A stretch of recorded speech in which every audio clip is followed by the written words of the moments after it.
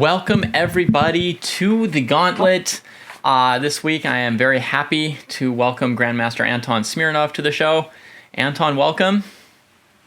Thank you, David. Great to have you, our first Australian contestant. And for anybody wondering, that's why our show is not at its normal time. I do try to make it somewhat consistent what time we run this show, which would normally be 3 hours earlier than this at 1 p.m. Pacific, 4 p.m. Eastern, but that would have been 6 a.m. in Australia. So I make an occasional exception, and for some people for whom it's at like midnight, I've moved it 1 or 2 hours earlier a couple times. So Nordovic would like to play. Cool, Nordovic. I think your rating would put you perfectly in line for the round 2 opponent. We are definitely going to need 3 opponents today for rounds 1, 2, and 3, and hopefully a 4th opponent for the bonus round. The bonus round is triggered if the contestant scores 3,000 points. Obviously, we don't want to get ahead of ourselves and start counting the points all the way to round 3 at this point. But just those are the rules. The first round opponent needs to be between 800 and 1,200 in chess.com Rapid. And Michiko is around for round 1. Cool. And then our round 2 opponent should be between 1,200 and 1,600. And our round 3 opponent between 1,600 and 2,000. These are rapid ratings on chess.com. And for anybody, before I pair them up against Grandmaster Smirnov, I will double check that they don't have like a blitz rating that's 1,000 points higher than their rapid rating or something like that. So we'll try to keep things, moderately fair from week to week here. For anybody who doesn't know, the concept of this show is that the contestant each week picks handicaps from this menu over here. And the more handicaps they take, the more points they can win. As long as they do win the game, and as long as they don't violate those handicaps, any handicaps that they violate, they will get negative points instead of positive points. So for example, queen can't capture pawns. They'll gain 125 points if they take it and win the game, but if they take it, win the game, but do capture pawns with their queen, they will lose 125 points instead of gaining 125 points. So, yeah. The round 1 cutoff is 800 to 1,200. 800 to 1,200.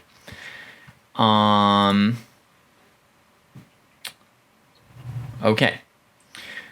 So, Nordovic, your rapid rating has got to be 1,400, which would put you in round 2, between 1,200 and 1,600.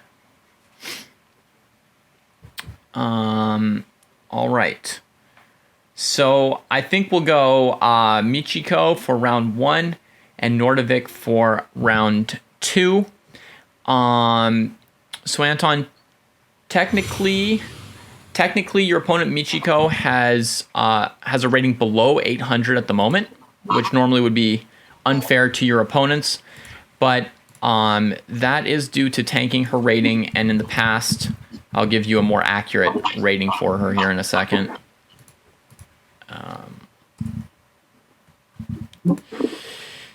In the past, her rapid rating has been as high as 1,075. And I think, 1,000 is about fair, right smack in the middle of where the ratings should be for this first round. Okay. So with the 1,000 rated opponent, do you have an idea in advance what handicaps you want to take, or do you want to talk through it with us? Yeah, I have an idea. So maybe I'll do the 6-minute time odds. So that'll be 200 points. Okay. No costing, so 125. Okay. No promotion, 100. Oh, I happened to click there. No en passant, so 50 points. All right. Our rooks get 5 moves each. Knights can't touch rim. Mm-hmm. You must win under 30 moves and take time. And blindfold? Yep. Okay. So playing for a potential total of 1,475 points, and it sounds like you have thought this through in advance, not just impulse shopping here. Yeah. Yeah. I had a look at what the other contestants have done. So okay. I have an idea of what it possibly could have taken. So you clicked on a couple of the past episodes to see what their choices were? Yeah, so I looked at the basically the top scores and saw what they chose. The top few scores. Cool. Very nice. Well, it sounds like you're ready to go. Do you want me to get this first round started, or should we come up with something else to talk about for a minute? I'm ready to start. So. Ready to start. Okay, let me get the game command ready. Transfer these selections over here. As folks can see from this leaderboard, as I'm typing in these handicaps, you can see that previously there's only been one player who scored more than this in the first round, Ray Robson. And this is just a bit more than Steven Zierk scored in his first round, and a lot more than other first rounds. 3 minutes times 2. No castling. No promotion. No en passant. And rooks get 5 moves.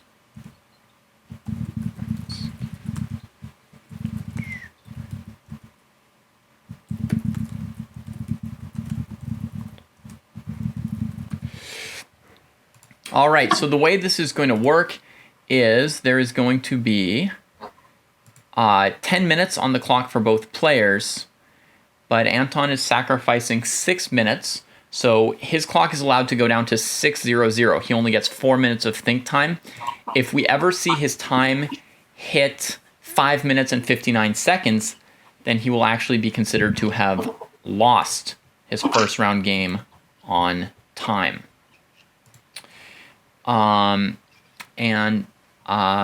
Let's see. Anton, what is your chess.com username? That's my name, Anton Smirnov.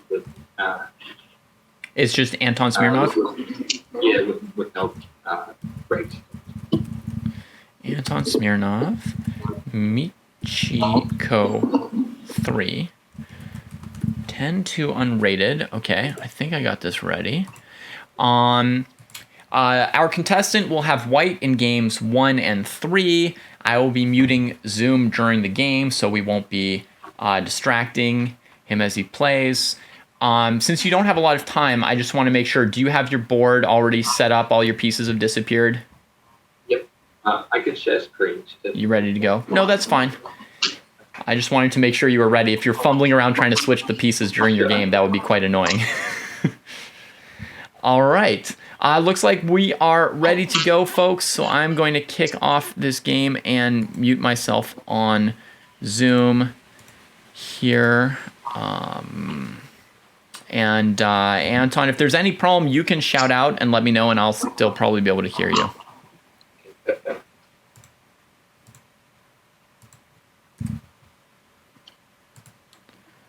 All right, there we go, folks. Game 1 is off. Anton starting by bringing a knight away from the rim. And yeah, contestants are muting the stream. That's right, Nordvik.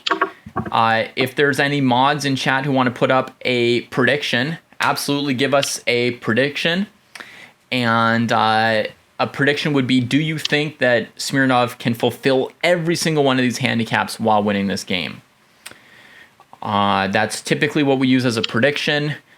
Usually it's about a 50-50 chance. Usually, very often, someone will miss one of their handicaps. So we'll see how that goes.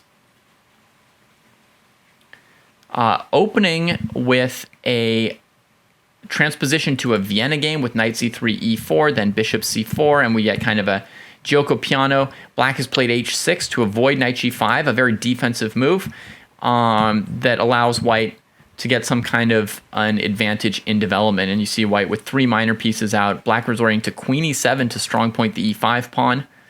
Of course, white would love to castle kingside here, but that cannot be done.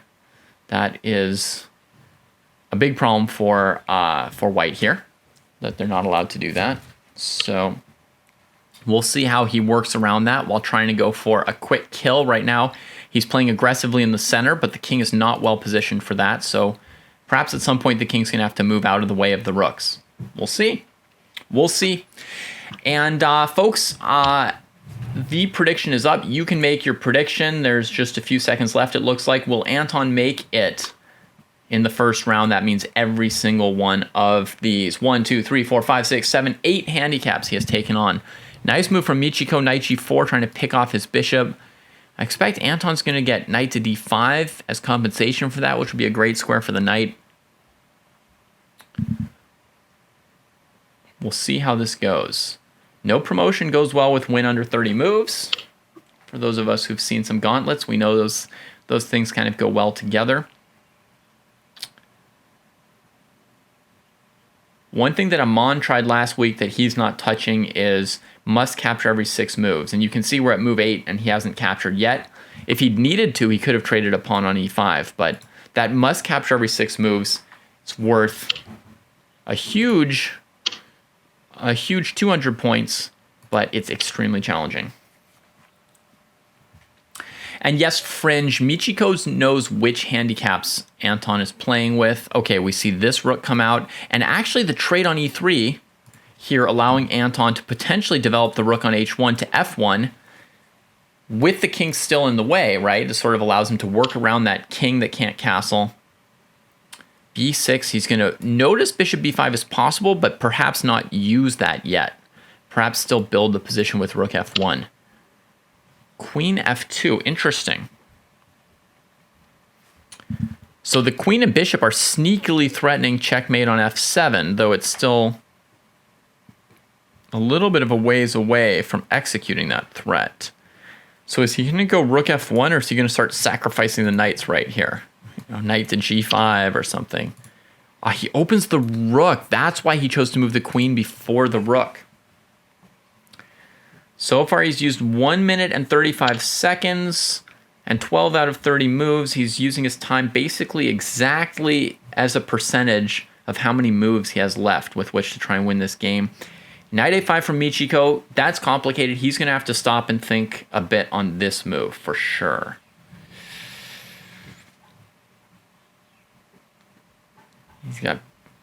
He doesn't want to play a move like bishop e2, right? Because he's trying to win in 17 moves from here.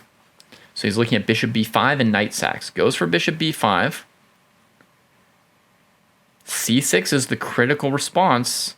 He's got to have something in mind. He spent about half a minute on that. That was sort of the hardest, potentially the hardest move of the game for him to choose right there.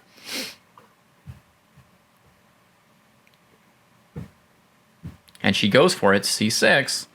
So now white's minor pieces are in obvious danger. For those of us who can see the board, we can see the threat. And he leaves both of them hanging and goes for checkmate on f7. He's looking for some kind of a scholar's mate. Throws in a crazy e6 move. Oh my goodness. He's really coming now. I think knight e5 is next. I think e5, e6 was a clearance move of this square for the knight. And now checkmate is threatened on f7. Michiko needs to defend it, but does not. But does not.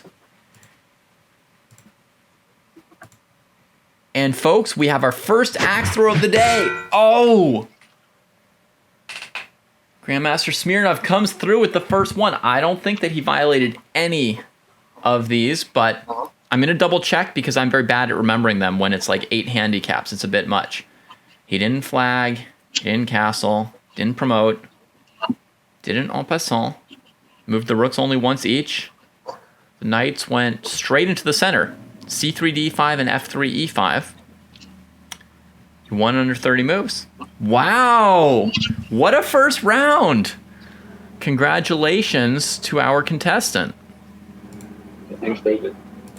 So I probably could have kept my king and done the handicap where my king didn't move, but it was a bit risky. So I thought that I should give myself leeway in terms of like still being able to move the king. Right. You could have gone for perhaps 125 more points if you went for didn't move the king, which you ended up not moving, but then any kind of stray check is potentially losing hundreds of points. Yeah. Okay, well, fantastic. You showed us how to work around a king in the center, at least, with the rook development. That was instructive for all of us.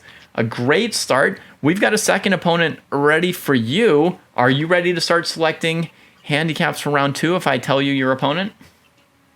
Sure. Okay, your opponent is Nordovic. Actually, his chess.com username is probably ClarkDH instead of Nordovic. That's just his online, or his Twitch name is Nordovic. His online chess.com name is ClarkDH. He's sitting at 1,443 rapid rating right now. And I'm going to switch our view a little bit, show people where Anton stacks up on the leaderboard right now with that first round that he just put up, and bring up our menu so he can pick new handicaps here. Do you have a plan for round 2 as well? We'll go to do the same. You don't have to. Just how to do again 6-minute time mod. Yes, it's basically the same thing. Everything the same? You're not removing any of these handicaps. You're gonna have black in round 3 against a good player. I mean, black in round 2 against a good player here. Yeah. Okay. Your audio's not great, but it sounds like you know what you're doing. So, this is going to be for 1,475 points in round 2. That would be unprecedented. Okay. Can you just nod yes for me once if I've got this right? 1,475. Oh my goodness. Okay, folks. We will either see history or one of those sad moments where our contestant doesn't win. I'm going to get us here into round 2 quickly. No need to waste time. Clark DH, I hope you are in live chess and ready for the man from down under. Grandmaster Anton Smirnov is going to have black this game. He is still going to try and win in 30 moves.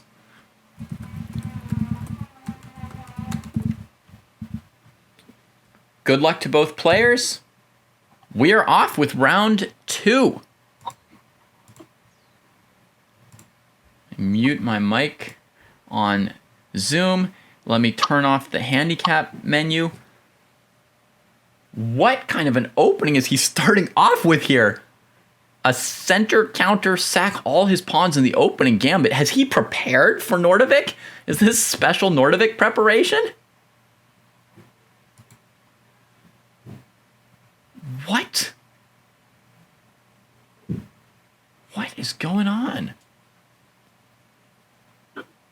And Nordovic is in the tank. Like, what is this opening, man? I mean, he could try to play just d4 and let Smirnov transpose to an exchange French. I think Smirnov has a lot of experience with the French defense. Wow. What is this? All right, Filehecht is asking for another prediction. Dordom, if you want to hook him up, or any other mod who's in there. Okay, and Clark does go for d4, trying to keep it simple. And Smirnov says, no, let's go crazy. Let's go crazy in here. How many moves can he play around this d5 pawn as if nobody loves it? This poor d5 pawn's going to need therapy after today. They didn't care if I lived or died. Everybody just ignored me. I was in the room, but it was like I wasn't there.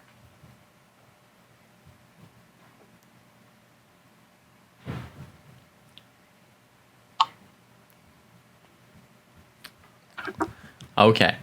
I think that Clark's approach to this may be psychologically clever, even though obviously, I mean, in a classical chess game, you should take your opponent's pawn, but psychologically clever, his opponent's trying to win in 30 moves, trying to play some kind of gambit, seems to have some kind of preparation, and he just says, like, no, let's frustrate you.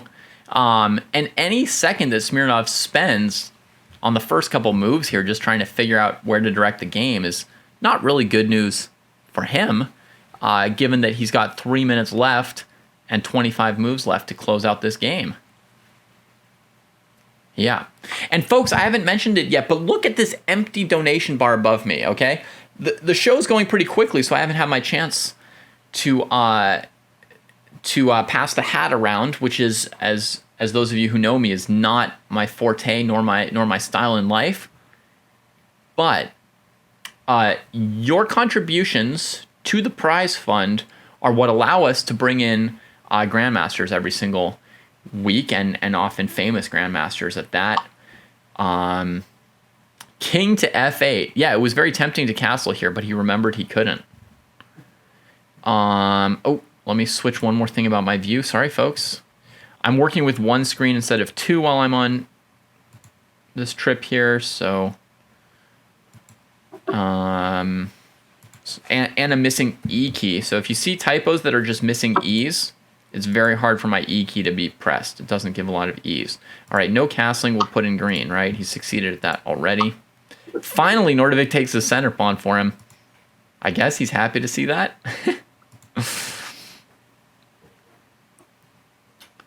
And let's see what the prediction looks like. Let's see if the crowd was feeling Anton's chances.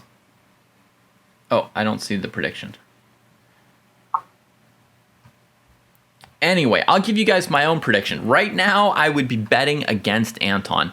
For 1,475 points in round two, that's a strong, I doubt it from me. Nordovic's using his time reasonably well. He's also frustrated Smirnov's plan for the moment. And of course, Black's position is, down a pawn with no rooks out and a king that's stuck and can't castle. And just overall, Black's position's bad. It's hard for now to imagine where Black's going to turn this into, a checkmate in the next 20 moves or so.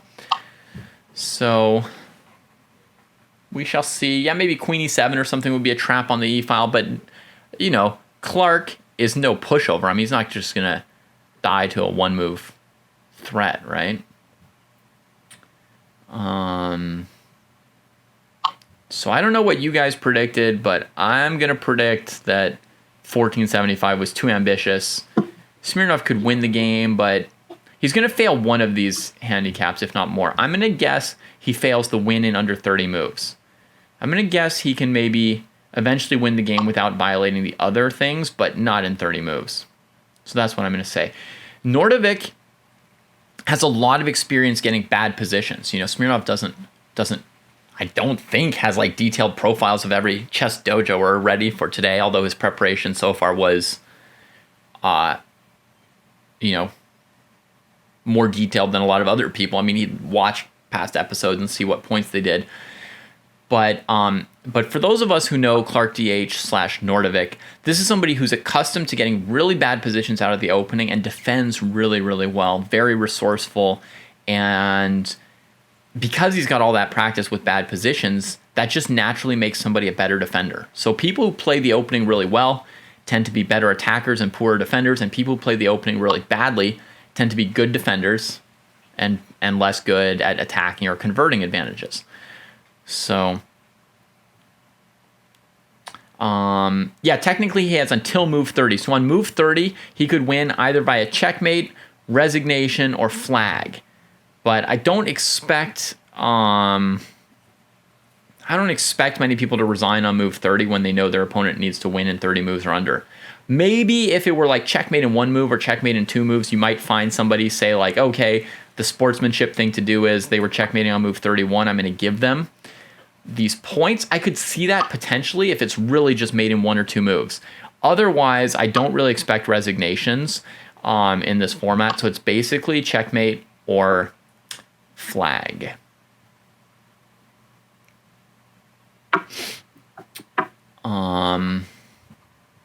Okay, somebody asked about move 30. Yes, the checkmate can be on move 30. Filehack has played Drew a lot of times and made a prediction based on that. Yeah, you'd already give the opponent respect if they had a winning position with all these handicaps, but you're not going to resign unless it's really checkmate on the board pretty much, I think. Here he's got to choose what to do about that bishop, and he makes a bad choice. That bishop's a goner. I wonder if f5 is stronger than bishop d5 here. I wonder what Smirnov's going to choose. Smirnov has 1 minute and 18 seconds left, so he's in danger of losing on time himself this game. He plays the straightforward move, going straight for the bishop. White can defend with like knight d2, but then f5 comes. So a better defense for white. Do you guys know what the right defense for white would be? This semi-sneaky threat. I didn't think it would be enough to trick Clark, but how do you guys imagine you would have defended against this move? The bishop's in so much danger that defending it is not what you need to do. What you need to do is allow that bishop to move. So basically castling kingside or queenside, king f1, king d1, those were kind of moves that wouldn't lose the bishop. Anyway, here we are. Here's the reality. Knight e5 played. And now on bishop takes bishop, the knight takes knight. I mean, white's definitely losing at least a piece. The question is white also not going to be able to recapture? Is white's queen going to get tempoed? Is white going to get stuck with the king in the center as well? And I am seeing some true signs of danger for Nordovik right here. If O to O to O, there was bishop f4, we are told by Rosenberg. Castles queenside, bishop f4 would be even worse than losing the bishop. So clearly white's best move was to castle kingside. Back there. Okay, here's what we've got. Bishop e4, he didn't recapture. Knight e5, I guess he does recapture this time. Smirnov is 1 apiece. He's got 14 moves to go. We're at move 16 here. What? The queen is sacrificed for basically nothing. Bishop c3 check is going to pick her up, and the bishop on h4. What is Nordovik doing? Smirnov will be a little bit, looked almost surprised that that happened. I mean, I guess you have to count on that if you want to win this fast, but ugh. And Nordovik's just not even capturing pieces now. I mean, he just lets the bishop live, pardons that piece, which is going to help. Check, check, checkmate in 3 coming in. It is over. I cannot believe this. We talked up his defensive skills, but he didn't even get out of this opening. He did not even get to the part of the game where he defends after a bad opening.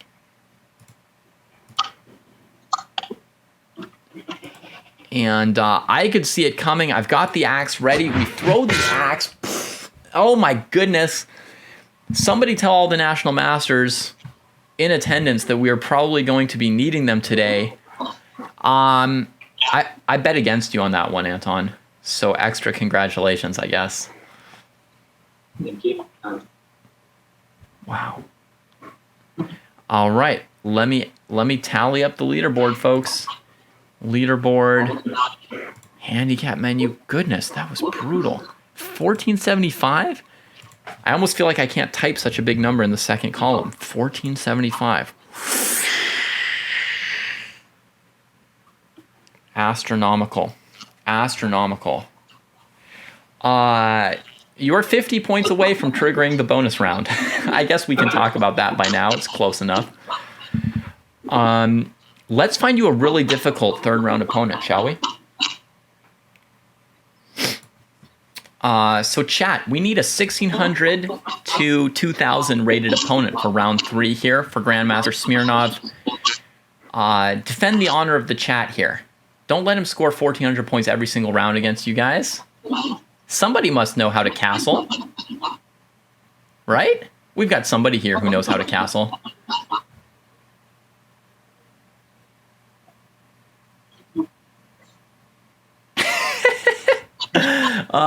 Too good a joke from chat. Forbiddle says, it's okay, Drew. You forgot the handicaps were only for the contestant because he chose to play without castling. 1582 is not high enough, Doomsday. No offense. Keep working on your game. You're a great player, but for round 3, we need a player over 1600 to beat him. So, who would like to play round 3? Dordom is rated just over 2000. That's too strong, not allowed. Am I missing? Chat is streamed by a little bit. Japanese tutor, is your rating between 1600 and 2000? Chess.com rapid.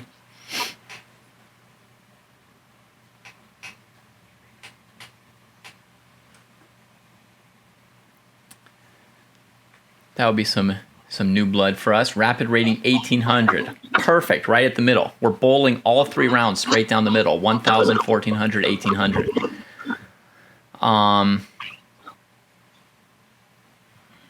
Let's see. Your blitz rating is 400 points more. That's a little bit too much. All right. Who else? Sorry, Japanese tutor. Thank you for volunteering and all. 2200 is too much of a gap, but we appreciate you. Glad you're here. Hope you're enjoying the show. Hope everybody else is enjoying the show. Hope somebody else throws a little donation into the hat for Grandmaster Smirnov and our future contestants.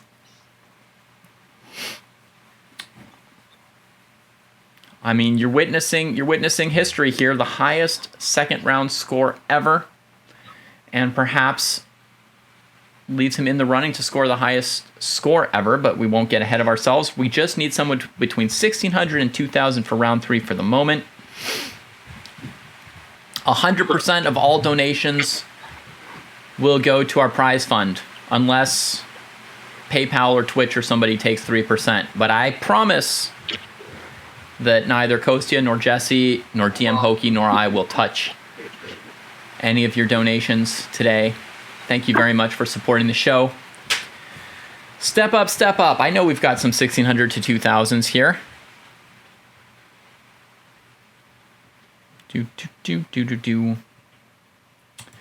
That lead chess rating's right in line with chess.com. I would subtract 300 from it and get exactly your chess.com rating.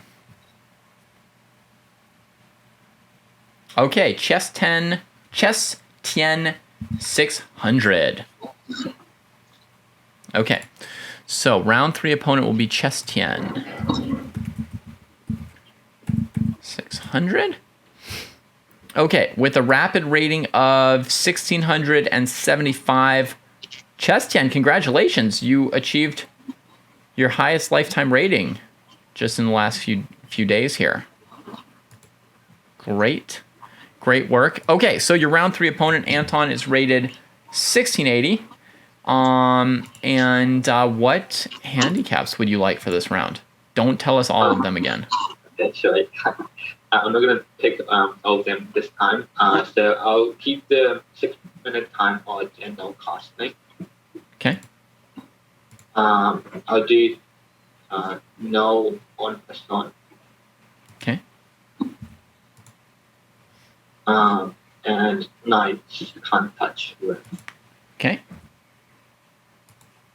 And blind shot, so it'll be 950.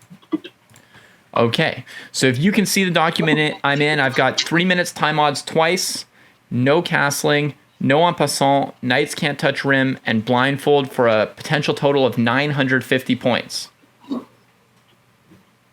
Is that good? Wow. You know, he took so many handicaps off, and yet, when you look at where 950 would line up for round 3, that would be right in between Chris Yu and Georg Meyer with the highest round 3 totals we've ever seen. So that is actually still a very, very big number to shoot for in round 3. Let me get everything set up here. We'll get rid of the no promotion on this graphic here. Get rid of the rooks. Get rid of that. Copy this. Paste it here. Copy that, Captain. All right. And now we should be able to see selected handicaps correctly and the chessboard. And I will go start round 3.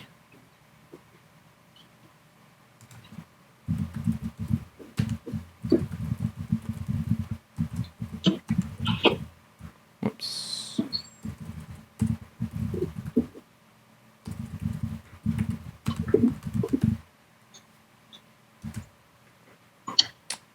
Okay, they are off. I will mute myself. Good luck to both participants. And here we go. Anton with the white pieces, starting with knight c3 again. Interesting. Interesting. Different people come into these with different opening ideas. And d4 on move 2 is very unusual. Huh. really pulling us straight off of the, any of the beaten paths of opening theory. Is he going to play e4 at some point and get a sort of slightly weird Sicilian with the queen in the middle?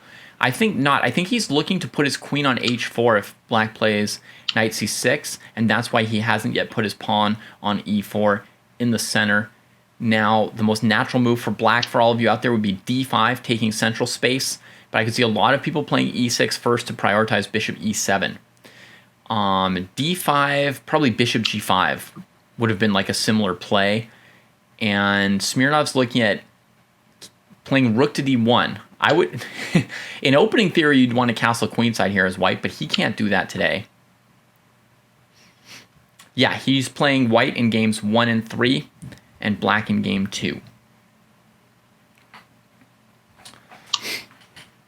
All right, a6 to keep the knight and knight off of b5, I suppose. Doesn't seem like a super necessary move. Interesting that Smirnov plays e3, not e4, leaving more diagonals available for this guy here, right? d3 is a better diagonal this way. And, yeah, so question how he's going to use this rook and how he's going to continue building his position from here. Feilhecht would like another prediction. It is generally a good strategy, opines Dordam, to just get the game out of opening theory. Okay, and Smirnov finally plays e3, e4, seeing as black hasn't castled kingside, and he just didn't really have anything else he really wanted to do here. I suppose he could play king e2, rook he1, possibly, without ruining his position completely while he does it. Or he could sit around in the middle of the board. He could play queen g3 and offer a queen trade. Is he allowed to promote this game? He is allowed to promote, so he might want to say, check out my endgame skills finally in round 3.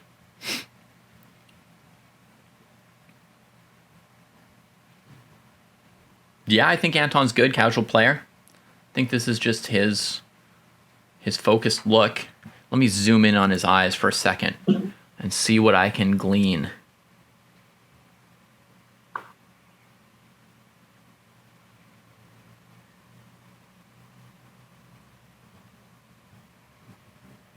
Yeah, I would say he does look focused but mildly uncomfortable almost. Maybe his way of playing chess is just a little bit of an effort for him, you know? I mean, some people look like they're in terrible pain when they play chess, right? Some people play like this is their normal, like, focused look, right? It's like, I can be like that a little bit sometimes myself, so.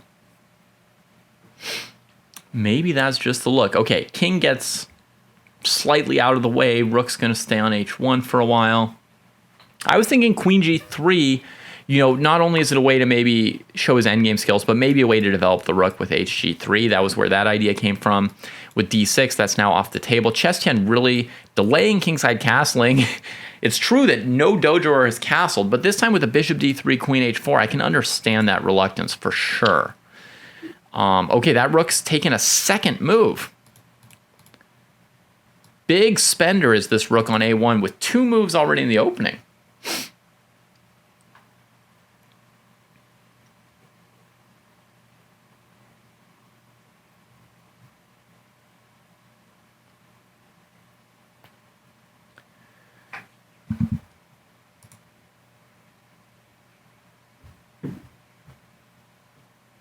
Oh, he doesn't have the 5-move handicap. Oh, he's taking those weights off. His rooks can do whatever they want. Once again, we're lucky to have team commentary here from the chat. So the handicaps are the knight can't touch the rim, no castling, no en passant, nothing to really destroy his chances to win this game.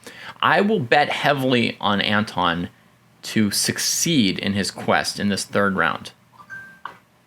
I will give him a 90% chance of winning this round 3 game, actually. Yeah. I mean, it seems like the biggest challenge for him is going to be playing blindfolded that speed, right? He tends to use 3 of his 4 minutes for sure, and now he's playing like a slightly tougher opponent here in round 3. So I think the hardest thing might be, as he now ticks down to half of his time remaining, might be completing the game within that time. So it's never guaranteed you're going to win the game, but none of the handicaps are really like hurting his chances, particularly to have like an okay position or to eventually, play the game. He's just got to find position, etc.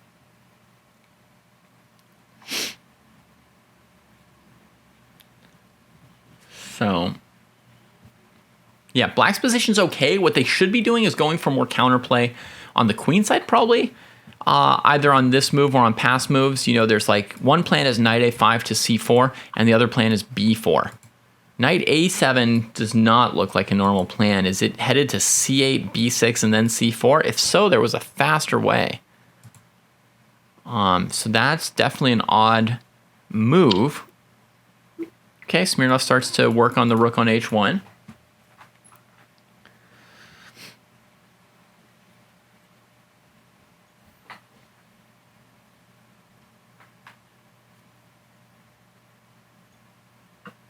Smirnov is indeed a great bullet player, but I don't know if he has practice playing blindfold bullet. But at some point today, we may find out. I do think he's a good bullet player, so at least we know that. He's a good bullet player and a good bullet player. A good blindfold player and a good bullet player. Can he put that together and play blindfold bullet? Perhaps. Perhaps.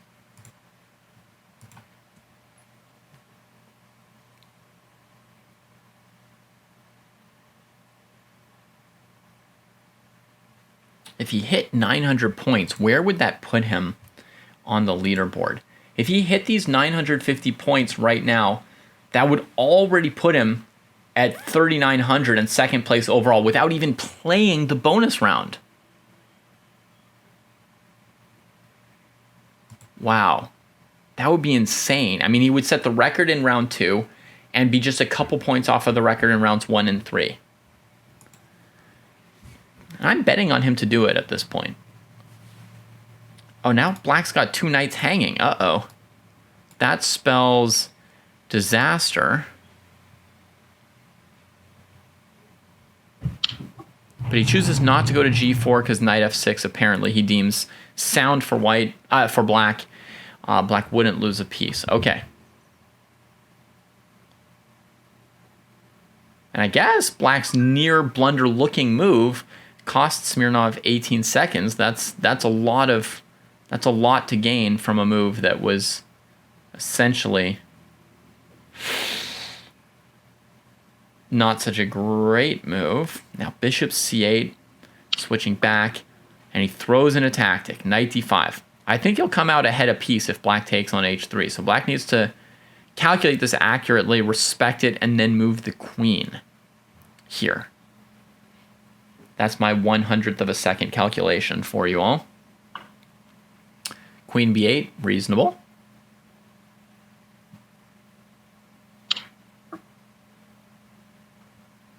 After queen takes h6, Dordom in that line, or Dordom saying, maybe he could have gone for here, here, here. It seems to me, Dordom, like the queen is trapped in the sense that she can't get out and has to just repeat like this. So either like a draw, which means 0 points in the gauntlet, or sacking the queen, which is not going to be worth those pawns. So here we are, g4 played, knight back to f6, knight trades it to save the pawn on g4, and ChessDojo is still surviving, staying alive. Does white have an edge now? Maybe. White's got the idea of king g2 connecting the rooks, and then g5, and when the pawns trade, getting control of the h-file. If black castled, that would only make g5 stronger. So it looks like the black king is stuck weirdly in the center for now. ChessDojo realizes the g5 plan is coming. That's why this bishop retreats. But does he have any counterplay or a long-term plan of what to do about it? Perhaps not. Smirnov down to 46 seconds. ChessDojo with 4 minutes more than that. So that's ChessDojo's advantage here. So he's taking up a lot of Smirnov's time. Will Smirnov throw the g-pawn forward? No. Not in a hurry to play g6. He's got another lever in the position as needed with f4. G6 trying to solidify everything. ChessDojo playing very defensively, but his position is actually getting a bit worse. I suppose he needs to castle at this point. And does. So good defense. And now we will see bullet blindfold from Anton. And let me see if any of his moves are being played faster than 2 seconds. So far, not really. Very few move. I mean, he's playing these moves pretty fast, but this is like 3-4 seconds per move over these last 3 or 4 moves, which is not fast enough, really, if it comes down to a full-on scramble. Down to 36 seconds as well. We should watch that time tick down. His position is pleasant, but I mean, it's a long way from game over. Can black play d5 here? That's risky. White can play f5. Okay, black should take on f4 because this move cannot be survived. f4, f5 from white would be just crushing at this point. I would want to play d5, but f5 looks too good to me. Maybe you could do it. Maybe you could play d5, f5, just king h7 or bishop d6 or something. Avoid the fork and just play that position. But yeah, maybe it's possible. Maybe it's possible.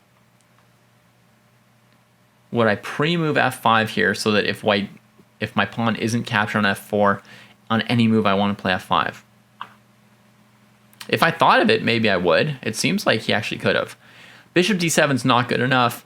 Smirnov plays f5 in less than 2 seconds. That's what we needed. Fast move, not a pre-move, like Dorham was wondering, but certainly a fast enough move. And that bishop's trapped on e7. This is game over, actually. That was a real big mistake. ChessDojo spending a minute on that move and simply allowing f4, f5, which was clearly white's threat. And this position's now winning for white, and really just a question of Smirnov keeping track of all the pieces perfectly enough to play quickly. Keeping track of the pieces perfectly enough to play quickly enough to bring this game to what is currently its logical conclusion. There's nothing logical about bullet. f6 is played to save the bishop, and on pawn takes f6, rook f6 will stop queen g6. But there will be something flimsy here. Oh, but it takes some time for white to find it. Right? 12 seconds from Smirnov. He's got less than half a minute left for this game. F takes g6.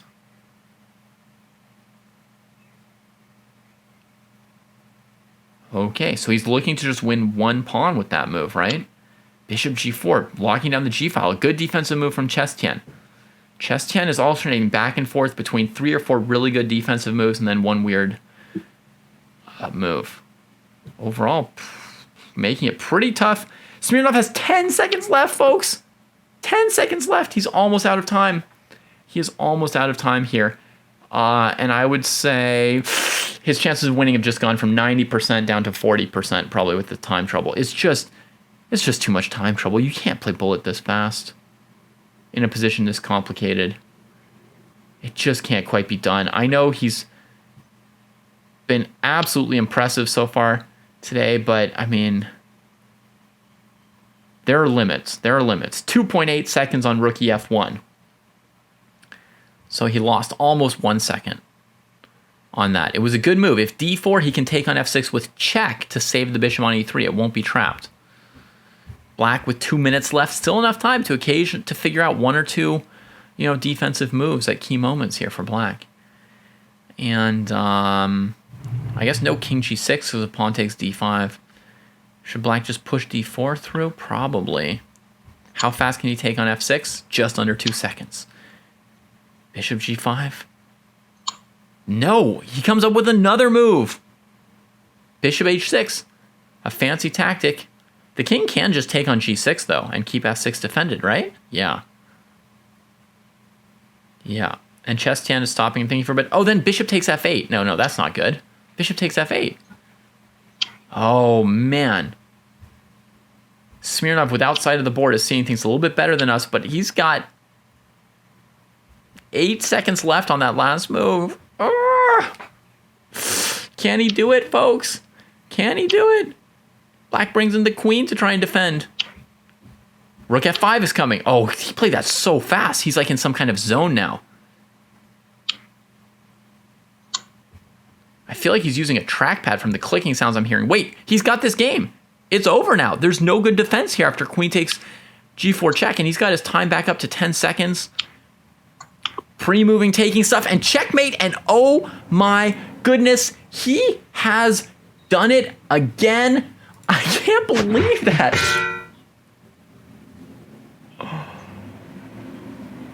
Anton, I was with you until your time got under 15 seconds, and then I said, no, he can't actually do it.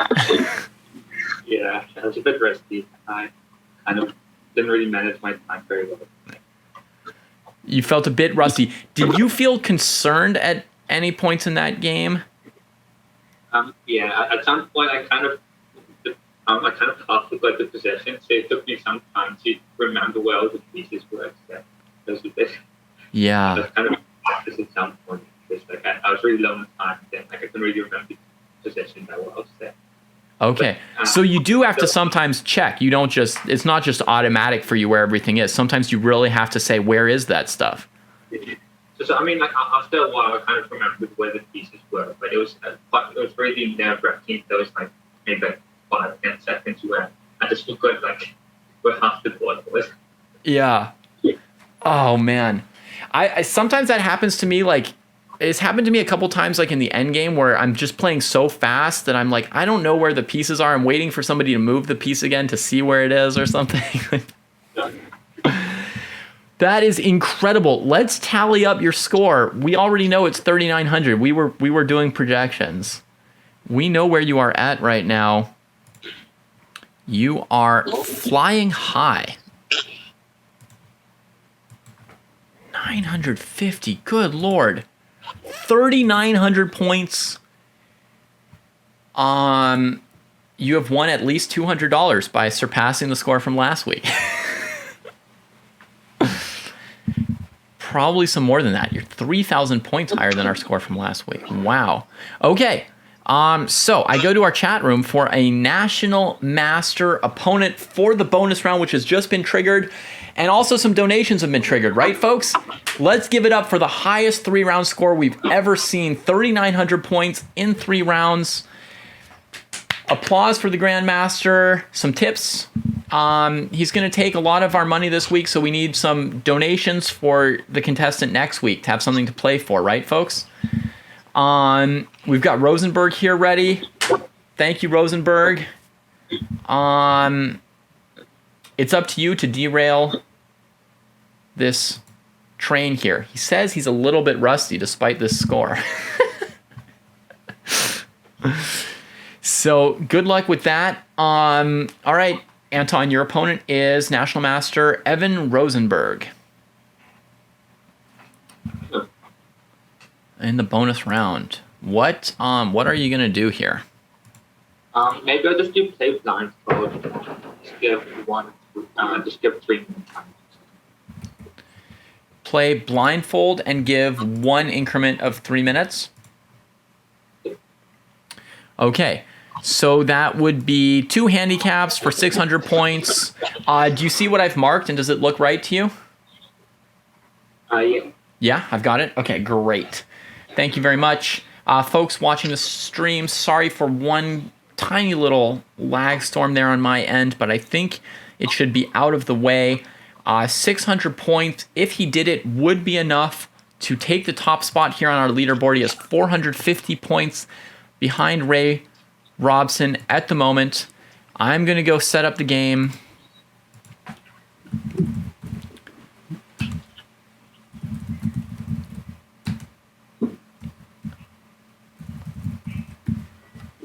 Wait, let me just make sure.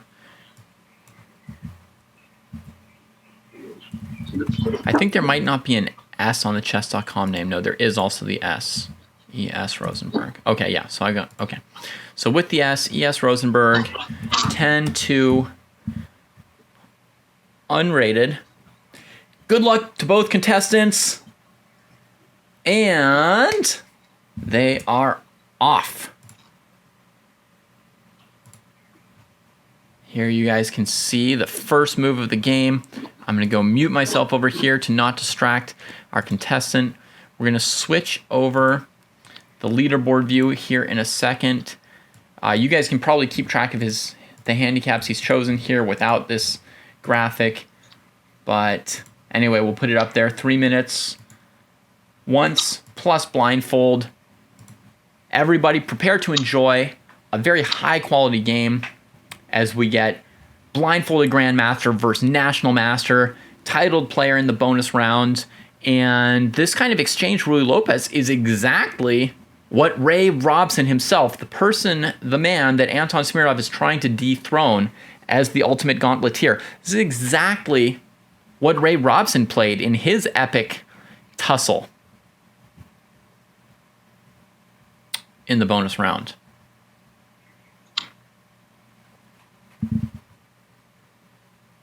So we'll see what Rosenberg has learned about this variation. The question is, who prepared for who here, right? Did Anton watch Ray's game and prepare for this? Or has Rosenberg been working on this opening? And is he super ready for it to reappear? That's a really big question. When you're at this level of titled player versus titled player, preparation begins to play a pretty strong role. And I think you couldn't help but learn something from playing that previous game through. It was very, very instructive. So again, this bishop d4 idea, by attacking b2, trying to get white to play c3, those of you who saw the previous game that I'm referring to, you will know that Ray overprotected his d3 pawn throughout the game. He chose c3 in this kind of position, and then he spent the whole game defending that pawn on d3 instead of attacking, right? And only after like 30 moves of overprotecting the weakness on d3 did he manage to start his own attack on the f-file.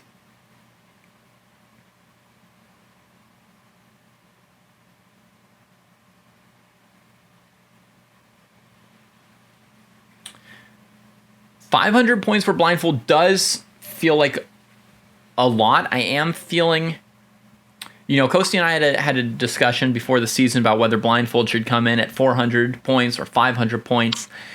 I thought 400 was enough at the time, and right now we're seeing a lot of the most successful scores being scores including blindfold. It's not the only strategy that's been employed, but it has been employed by almost all our top scores. So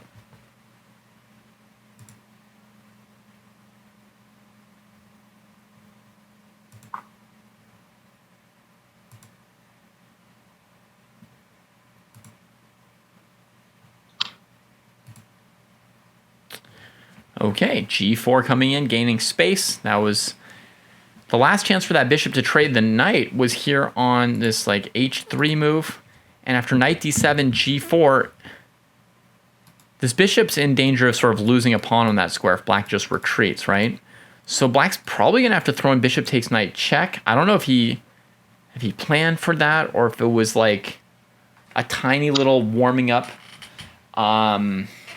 oversight. No, okay, he trades on e3, thinking between that and bishop c3. I guess he was in no real danger of losing a pawn, so this could all be acceptable for black. Are we expecting fe3 to open that file? Probably. Probably. Nobody's betting against Anton at this point. Wow. In the predictions. What he calls rusty, everybody else calls too good. Sure thing, right? Sure thing. Okay, he played f takes e3, so he opened that f file. Happy to have that right. So now the idea is you put a rook on the f file. If black plays f6 to blunt the file, you can either play g5 or knight h4 to f5. Provocative move h5 from Rosenberg, who's not yet ready to castle queenside. And Smirnov says, forget about the f file, we'll tear open the d file. Where are you going to put your king? This game is already catching fire. Honestly, this is already not exactly what black necessarily wants, but queen e7 is a good scrambling move. He doesn't have time for a structural move like f6. He's just got to clear the way to castle in time. What's next for white? Is it d5? Is it trading on e5? Black's planning not to recapture. On d takes e5, black's plan is to castle queenside and then try to take back on e5 afterwards. And Smirnov pushes past with d5. It seems like the only move to really bother black. If they castle queenside, d takes c6 ruins the king's position, so black might have to take, but if they take, then knight d5 hits c7 and gets some initiative. Black's gonna have to think about it carefully. White might also just take back with the e-pawn and make, a big pawn, a big central advantage, right? Play structurally instead of initiative. Yeah, here it comes, d5. What would I play as black? Could I consider c5 to keep things closed? If I were black here, c5, knight b5, hitting c7. Let me just show you guys quickly why that would probably not be preferred. Knight b5, hitting c7, and then after you defend this, let's say with castles or knight b6, in either case, white has this move d6. And you don't want that. You don't want that knight on d6 from white. That's just not cool. On castle's queenside, there could also be knight a7 first and then back. So Rosenberg plays the scrambling queen b4 move, a3, queen c5. Not clear yet what he's going to do about the king, and Anton has options to open it up, but ratchets up the tension with knight h4, looking at either trading or plopping in, or just putting so much tension that black doesn't, gets overwhelmed and uses up a lot of their time. Right now, Smirnov technically has 5 minutes left and Rosenberg 6. So he's been gaining a little bit on the clock here. He's used 2 minutes to his opponent's 4. And that's pressure, that's pressure.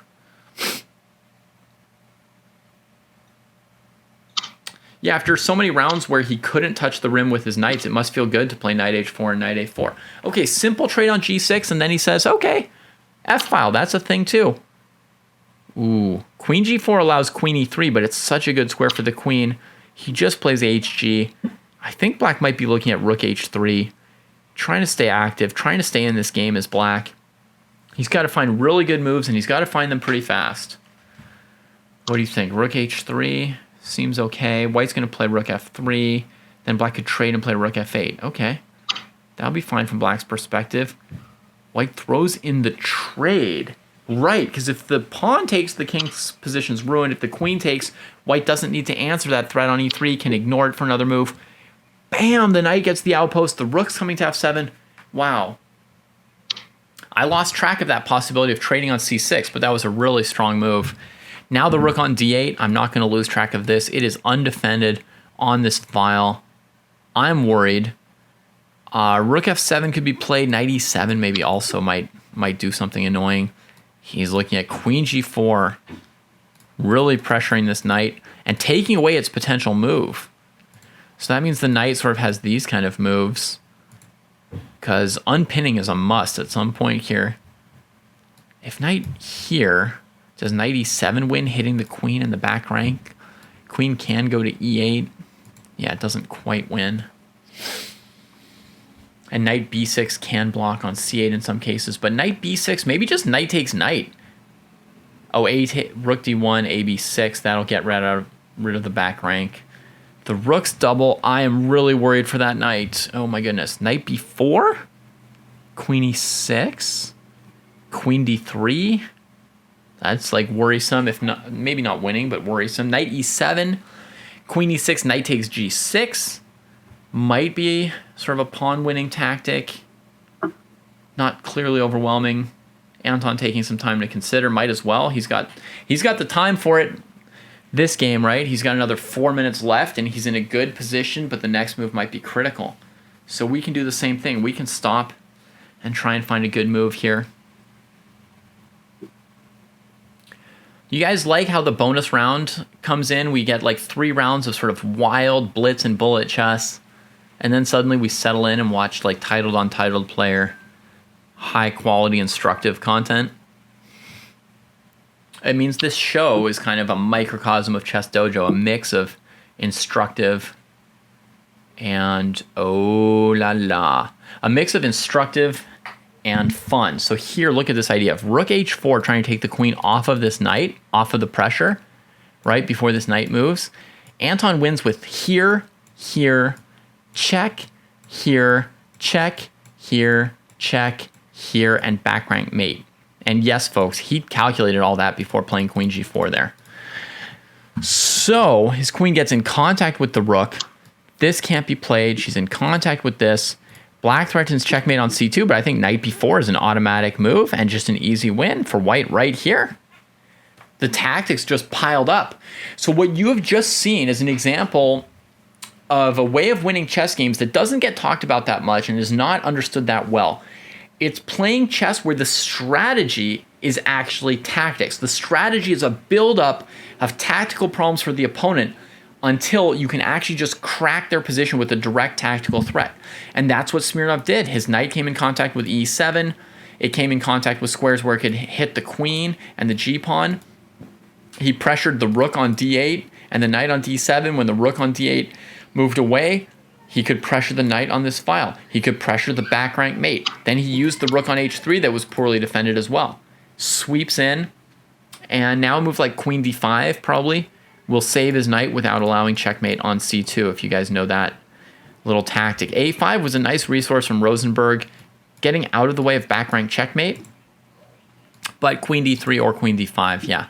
Either move with this trick that the queen's undefended, so there's no time to take the knight. And if you take the queen, the knight recaptures, saving itself from the a-pawn. And that's it for the game. I mean, now Smirnov would have to forget where the board is to not win this game, and he will not do that. Thornton liked the g5 move, highlighting that as a classy move. Let's look at that again, g5. You guys remember when black took on g4, I thought, like, man, I really want my queen on g4. I mean, I guess I can't allow queen e3 check, queen takes h3, right? It's too much, but man, that would be a great square for the queen. And he uses this clever maneuver to deal with the e3 threat while bringing the knight here. But then g5. That was classy. It was maybe about stopping knight f6 a little bit, but probably even more about just bringing his queen to this square and getting in touch with those tactical weaknesses. As I said, the strategy of building up bad tactics for your opponent until their position just collapses. As it did. So very classy, that g5 move, maybe largely about getting the g4 square for the white queen, developing her activity. What defense did black have there? Maybe queen e6, trying to keep white's queen off of that square. Would have been an interesting defensive option to consider for black in hindsight. It did a lot, right, at BD? Saying freezing those doubled pawns on g6, g7, bringing the queen in, and taking away a square from that poor knight on d7, who just died on d7 right where it got pressured. Never found anywhere else to go. And for you, chess doesn't get better than that kind of a move. And the gauntlet doesn't get better than this performance by Anton Smirnov today, shattering multiple records, including the overall leaderboard position and the most points ever in a round 2. Wait, I'm somehow not seeing the moves. Hang on, what's going on here? It looks like some more moves were played, but they weren't updated for us. Okay, sorry, folks. But you aren't missing too much because white is up a queen. I mean, up a knight. Sorry. Flustered by my own mistakes. White is up a knight, and therefore things are not too dramatic here. White is very close to winning the game, bringing the queen and rook into the weak 7th rank. Black is trying to deflect this knight to d1 in order to at least stop checkmate with queen b5. Anton thinking again. He's got 2 minutes and 24 seconds left for this game. Nothing too difficult for him so far. Not a time situation to really be worried about. After rook d1, I don't think he'll play king d1, allowing rook h1, but I could be wrong. Yeah, knight d1. So that'll allow black to defend for a little bit with queen to b5. And white won't checkmate just yet, but can continue to convert the game by taking the double g-pawns.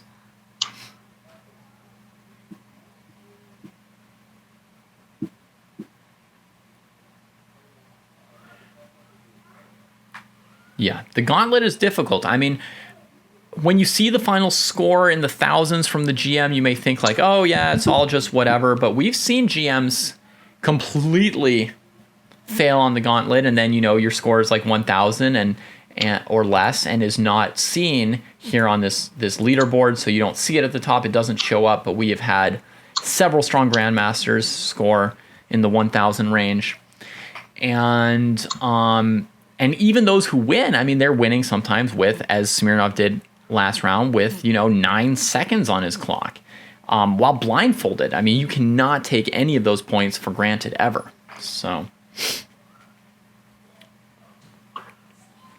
All right, so he's got his extra knight, collects a pawn in the center. Now, folks, as white, you would focus on queening the e-pawn as the easiest way to try and win this game.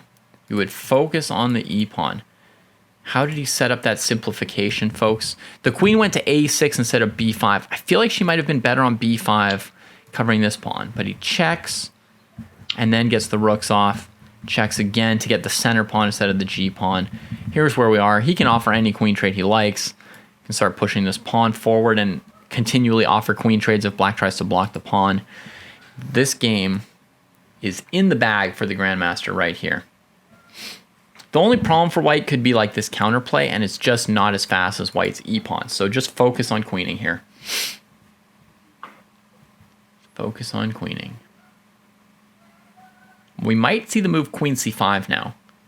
That's a potential as well. It stops g5 and kind of wins the a-pawn. So that could be an alternative to the sort of simple push, push, push. I still expect push, push, push, but he could consider it. 1 minute and 40 seconds. Nothing to worry about yet here for Anton. It would be a miracle that would keep him from bringing this one home. Black's only got one piece, the queen, and they're moving it every move, so he always knows where it is. Here comes the e-pawn. He's being careful. He's got some time on his clock, and he's just using it. Next move could be queen d6 or queen to g4 after black plays g5. Yeah, I suppose queen d7 was possible too, but for some reason I thought he would play queen d6, and he did.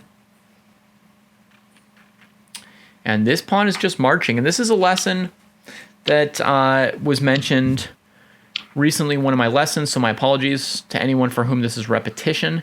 But in these endgames, you just want to keep track of what your winning pawn is, right? We talked about this Thursday night with Baron Infinity. Most endgames are won by queening a pawn. There's an alternative win condition here, which would be for the queen and knight to attack the black king and try and threaten checkmate. But you want to keep track of what your best winning condition is. Here it's the e-pawn to queen it. And so you stay focused. Keep your moves focused on that, right? He didn't waste too much time trying to take like the a5 pawn or trying to develop or improve his knight position, right? He just said, okay, I can queen this e-pawn. And that did it. Now we'll have checkmate coming in with the two queens. And Anton Smirnov is bringing it home. His fourth throwing of the axe in one day. Congratulations, Anton. Thanks, David. What a performance. We're going to bring up the leaderboard. We're going to watch as these points get added to it. 3,900 plus 600. ChessDojo. Thank you, Professional Potzer. Thank you, everybody, for contributing to the prize fund as well to this. I will add up all the bits manually later and add them to the prize fund for next week because our next contestant is going to need it. Our next contestant is going to need today's donations going to that prize fund because Anton is clearing it out. Fantastic performance, Anton. Yeah, thanks. Yeah, so it was kind of interesting at the games. So in the last game, I think I think I played quite well, but it was not that easy. Like a few times, I think I kind of misremembered where the piece was. So I thought my rook was in d1 instead of on d2. So it's a bit lucky there. Like you reached for a piece and couldn't move it because the square was empty? No. So basically, when he played rook h1 check, I was like, how is this check? My rook's in d1. How is this check? Come on, chess.com, stop lying to me. But yeah, I was kind of fortunate that those two slip ups were not detrimental to my end result. So. Yeah, it's really fun when you guys trigger the bonus round, you the contestants. I appreciate that actually, because that fourth round game against like a titled player, it's always like this really instructive game. Basically, it's like this high quality game. Like we're playing, kind of crazy bullet with weird pieces, and then we get like one really great game. So that was really fun to see.